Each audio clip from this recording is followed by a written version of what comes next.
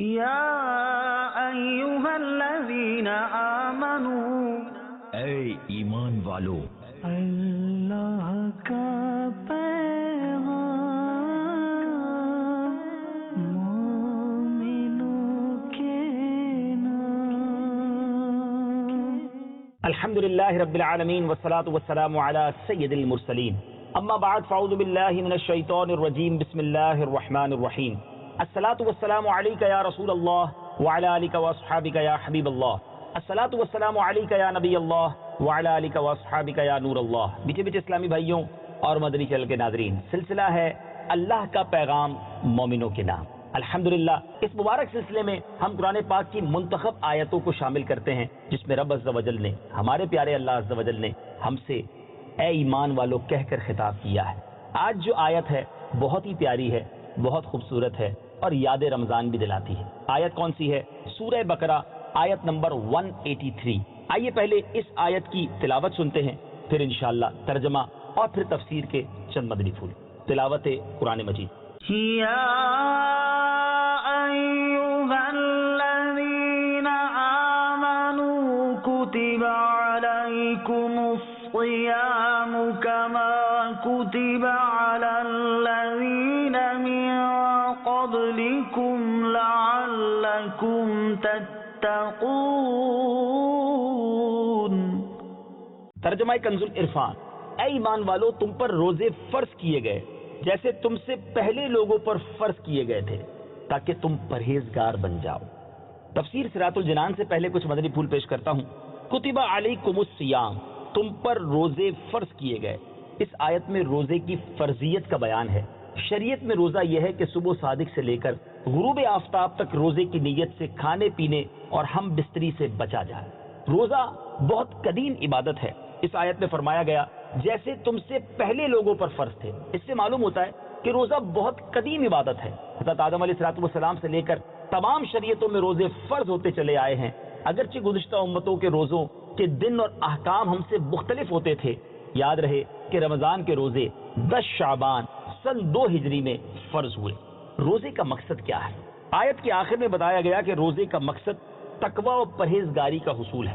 روزے میں چونکہ نفس پر سختی کی جاتی ہے اور کھانے پینے کی حلال چیزوں سے بھی روک دیا جاتا ہے، تو اس سے اپنی خواہشات پر قابو پانے کی مشق ہوتی ہے، جس سے ضبط نفس اور حرام سے بچنے پر قوت حاصل ہوتی ہے۔ اور یہی ضبط نفس اور خواہشات پر قابو وہ بنیادی چیز ہے جس کے ذریعے آدمی گناہوں سے رکتا ہے۔ قرآن پاک میں اللہ تبارک و تعالیٰ ایک اور جگہ ارشاد فرماتا ہے، آئیے تلاوت سنتے ہیں اور اس کا ترجمہ سنتے ہیں۔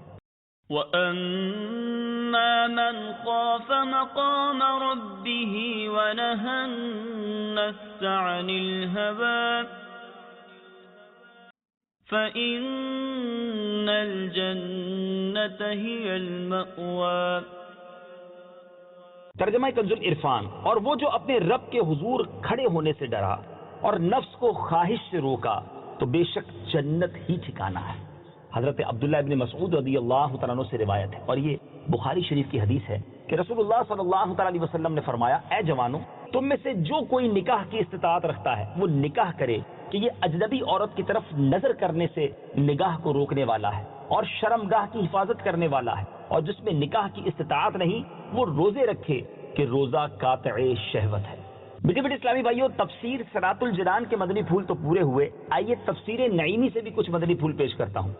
یا ایھا الذین آمنو، یہ چونکہ روزے کا حکم دیا جا رہا ہے، اے ایمان والو کہہ کر یہ حکم کیوں دیا جا رہا ہے؟ کیونکہ روزہ نفس پر بھاری ہے، لہذا مسلمانوں کو پیارے خطاب سے پکار کر ان کی عزت افزائی فرمائی جا رہی ہے اور ہمت بڑھائی جا رہی ہے۔ چونکہ روزے کا عبادت ہونا عقل انسانی سے ورا ہے، سمجھ میں نہیں آتا کہ بھوکا پیاسا رہنا کیوں عبادت ہو گیا، اسی لیے اس طرح خطاب کیا گیا، یعنی تم مومن ہو، وفادار ہو، اور تمہاری شان یہ ہے کہ ہمارا ہر حکم مانو، سمجھ میں آئے یا نہ آئے۔ نارملی کالج وغیرہ میں پڑھنے والے طلباء عقل سے چیزوں کو سمجھتے ہیں، مگر کوئی شخص اگر فوج میں ہو، پولیس میں ہو یا مریض ہاسپٹل میں ہو تو پھر وہ بغیر سوچے سمجھے اطاعت کرتے ہیں۔ اور اسلام میں ہمیں اللہ کے حکم کو ماننا ہے، چاہے ہماری عقل میں وہ بات آئے یا نہ آئے۔ اب اسی طرح آگے چلتے ہیں، قرآن پاک میں جو اگلی آیت میں بات کی گئی، اب آگے فرمایا کما کتب علی الذین من قبلکم۔ آیت کے اگلے حصے میں جو یہ فرمایا گیا، چونکہ یہ روزہ نفس پر دشوار تھا، اسے آسان کرنے کے لیے فرمایا گیا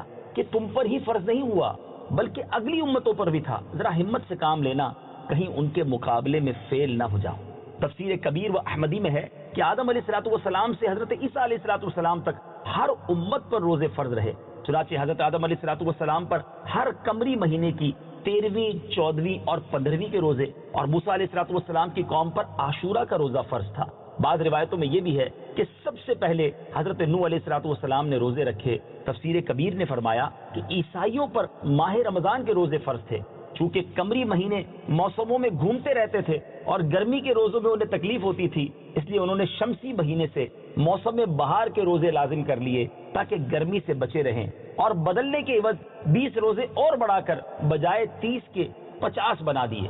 ایسے یہودیوں پر بھی رمضان کے روزے فرض تھے, جنہوں نے یہ چھوڑ کر ایک عاشورہ کا روزہ اختیار کیا, کیونکہ اس دن موسیٰ علیہ السلام کو فرعون سے نجات ملی. اب خلاصہ تفسیر کیا ملتا ہے؟ اے مسلمانوں, تمہیں ایک ایسا عمل بتاتے ہیں جو تقویٰ کی اصل ہے. وہ یہ کہ تم پر روزے فرض کیے جاتے ہیں, مگر یہ تمہارے واسطے نئی بات نہیں ہے, تم سے پہلے اوروں پر بھی فرض رہ چکے ہیں, اور تم اس پر کاربند رہو تاکہ تمہیں تقویٰ اور پرہیزگاری حاصل ہو. اب ذرا روزے کے چند فضائل بھی جو تفسیر نعیمی میں لکھے ہیں سنتے جائیے. روزے کے فضائل ویسے تو بے شمار ہیں, یہاں کچھ عرض کیے جاتے ہیں. حدیث قدسی میں ہے کہ رب عز و جل فرماتا ہے, روزہ میرا ہے اور میں ہی اس کی جزا دوں گا. اس حدیث کا مطلب یہ ہے کہ ساری عبادات میں ریا ہو سکتی ہے, روزے میں نہیں ہو سکتی, کیونکہ سب میں کرنا ہے, اس میں چھوڑنا ہے, لہذا اس کی جزا بھی کوئی مقرر نہیں ہے. رب دینے والا ہے اور بندہ لینے والا ہے. سبحان اللہ. یہ مطلب ہے کہ دیگر عبادات قیامت کے دن قرض خواہ اور دوسرے اہل حقوق چھین سکتے ہیں, مگر روزہ نہیں چھین سکتے. وہاں ان سے فرمایا جائے گا کہ روزہ ہمارا ہے, کسی کو نہ ملے گا. ایک روایت میں ہے وَأَنَا أُجْزَى بِهِ, یعنی میں اس کا بدلہ ہوں. یعنی تمام عبادات کا بدلہ جنت اور روزے کا بدلہ خالق جنت. سبحان اللہ. تمام عبادات میں اطاعت کا غلبہ ہے اور روزے میں عشق کا, کیونکہ اس میں رب عز و جل کے لیے دنیاوی چیزوں کو چھوڑنا ہے. تو بہرحال میرے میٹھے اسلامی بھائیوں, دونوں تفسیروں سے بہت خوبصورت مدنی پھول سیکھے ہیں. میں بھی نیت کروں, آپ بھی نیت کریں کہ ماہ رمضان کے پورے روزے رکھیں گے. اگر اب تک کچھ قضا ہو گئے ہیں توبہ کیجئے, اس کی ادا کیجئے, اور آئندہ رمضان میں جب بھی زندگی میں رمضان پائیں گے انشاءاللہ پورے روزے رکھیں گے. بلکہ میں تو ایک مدنی مشورہ دوں گا کہ نفلی روزے رکھنے کی بھی عادت ڈالیں. ہر پیر کو نبی پاک علیہ السلام روزہ رکھا کرتے. پیر کو روزہ رکھنا سنت ہے, پیر کو روزہ رکھیے. بڑے دن جب آیا کریں, جیسے عاشورہ کا روزہ ہے, 15 شعبان کا روزہ ہے, مزید بزرگوں کی یاد میں بھی روزے رکھے جا سکتے ہیں. اور ان نفلی روزوں کا ایک فائدہ یہ بھی ہوتا ہے کہ جب بندہ نفلی روزوں کا عادی ہوتا ہے تو فرض روزے رکھنا اسے زیادہ مشکل محسوس نہیں ہوتے. اللہ تعالیٰ مجھے اور آپ کو پابندی کے ساتھ ماہ رمضان کے روزے رکھنا نصیب فرمائے, اور روزہ داروں کے لیے جو انعام ہے اللہ اس انعام میں ہم سب کو حصہ عطا فرمائے. مدنی چینل دیکھتے رہیے. اگلے سلسلے اللہ کا پیغام مومنوں کے نام میں ایک اور خوبصورت آیت قرآنی لے کر حاضر ہوں گے اور اس کا فیضان حاصل کریں گے. صلو علی الحبیب صلی اللہ تعالی علی محمد صلی اللہ علیہ وسلم. یا ایھا الذین آمنوا, اے ایمان والو,